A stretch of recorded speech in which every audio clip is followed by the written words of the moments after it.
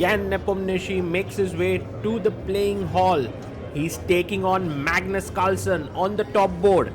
This is the 9th round of the World Blitz Championship 2024. Nepo has the black pieces, Magnus has white, and it's going to be one hell of a game between these two champions. Magnus Carlsen will make his way to the playing hall. Jan is waiting for him, and there you have it. Magnus enters in his jeans. They're getting ready for the game. We have the spectators in the background having such a wonderful view of the match, and this is the ICC game of the day. Magnus adjusts his pieces and opens with 1 e4. We have e5 and Nepo's favorite Petrov. The knight comes back, he takes the pawn. Now the main move is d4, but Magnus plays d3, which is slightly less popular. But with this move order, he has managed to transpose the game into an exchange French. Check, and we see queen e7 is also a move here. But bishop e6 played, and now white is going to get the bishop pair. Magnus has already played this against Nodirbek Abdusataro at Norway Chess.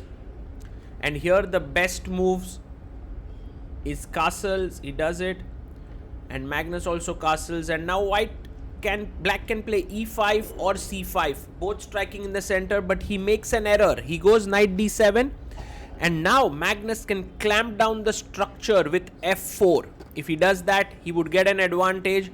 And I love how Magnus at every key moment is able to understand that this is the critical moment, and he takes his time. There you see him not rushing with his move and finds it, f4, and develops his knight. Now you have a very strong clamp in the center. Your knight is coming to f3, you want to put it on e5, you want to go to g5, attack this pawn. e6 has become a serious weakness. a6 played by Nepo. Knight comes to f3. Looking at these two wonderful squares, Jan starts pushing his queen side pawns. And now bishop d2 played with the rook coming over to the e file, attacking now e6. This is the idea. But bishop d2 is a very nice developing move. What is Jan going to do next? Will he push pawn to c4? Will he push b4? Will he take on d4? He needs to find his own counterplay. And if his knight was here on c6, it would have been so much better putting pressure on d4. But with the knight on d7, he's slightly passive. Magnus brings his rook right into the center of the board. Jan plays his rook to e8, defending the pawn here. Now you want to jump in with knight g5, but black will defend still with knight f8. So it's not so easy to break through just as yet. But maybe slow build up, maybe with king h1. He goes knight e5, he jumps in. Magnus is like, my idea is to take. He goes a5. Ooh, he can take, because if queen takes, there's bishop b5.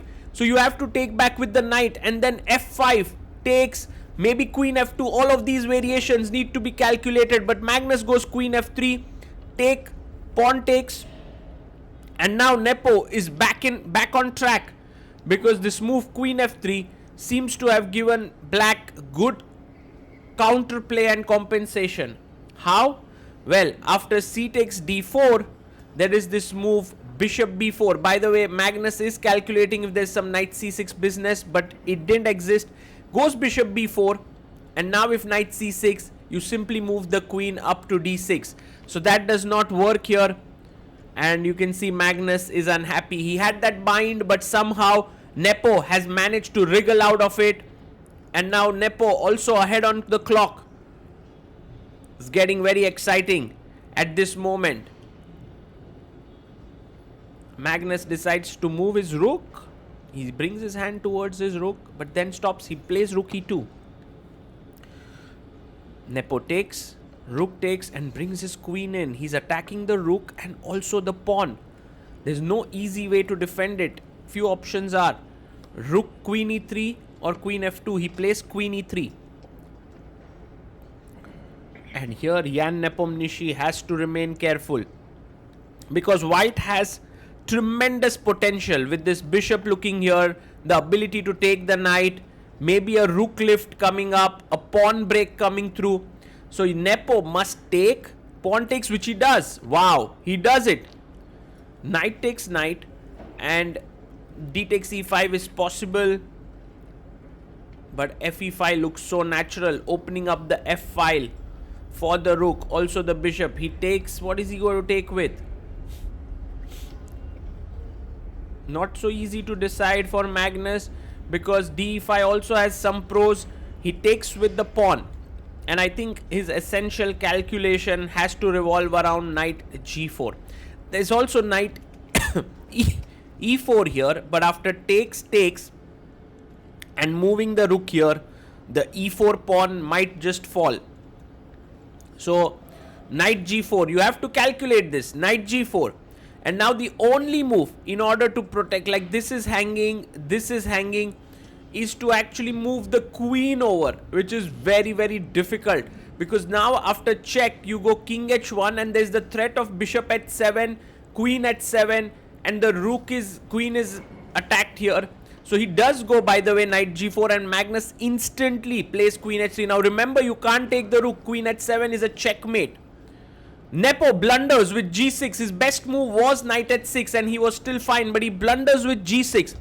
Can Magnus find bishop g6? Now it's a tough move. He has 1 minute on the clock. If you take, and now you must find rook d1, and the knight is trapped. Oh my god, he's pushing. He takes it. Wow. Magnus Carlsen, what a genius. What a genius there. And now to find this rook d1, tremendously difficult. Oh, finds it again. Rook d1 on the board. The knight on g4 can't go here, can't go here. And Nepo now needs to sack his knight on e5. Look at his king, totally exposed. Magnus Carlsen is this close from victory. Takes. Best move by Jan. Takes here. Now the rook can land on f6. The queen can move into h6. The other rook can join in. g6 is weak. The king is weak. What does Nepo do here? He needs to find some brilliant defense, and he does. Rook a7 to swing his rook over.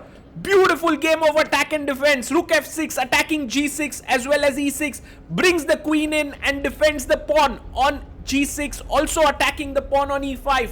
He brings rook f1. If you play queen e5, rook g6 is strong. So Jan now has to decide what to do next. His e6 pawn is also under pressure. Too much pressure on him.